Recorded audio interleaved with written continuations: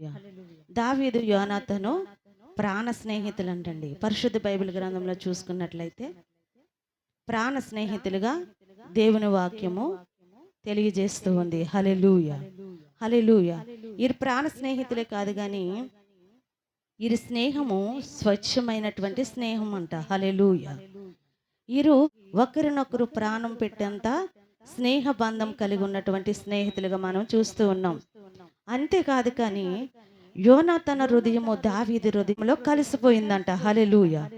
యోనాతన హృదయము దావీదు హృదయంలో కలిసిపోయినట్టుగా మనం చూస్తూ ఉన్నాం. హల్లెలూయా, హల్లెలూయా.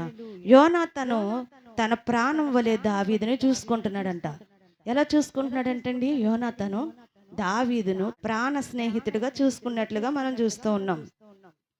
అంతేకాదు కానీ వీరిద్దరి మధ్య ఒక నిబంధన కలిగి ఉన్నారంట. హల్లెలూయా.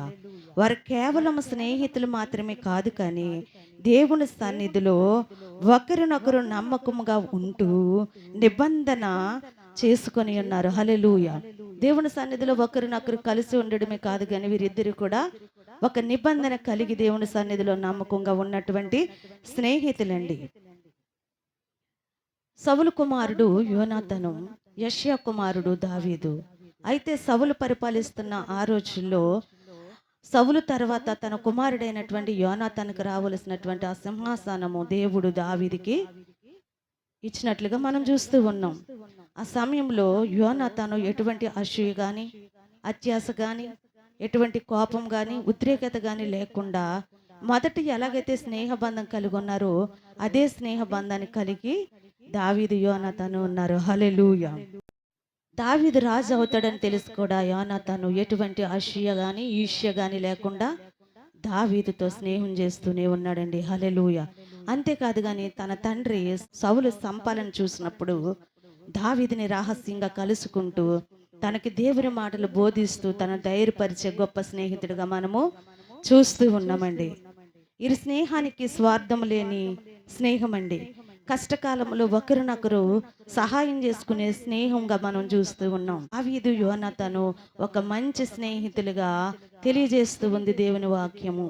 ఎలాంటి అసూయ మత్సరము క్రోధము ఎటువంటి కోపము లేకుండా ఒకరినొకరు ప్రాణ స్నేహితులుగా జీవించినట్లుగా మనము చూస్తూ ఉన్నాము. హల్లెలూయా.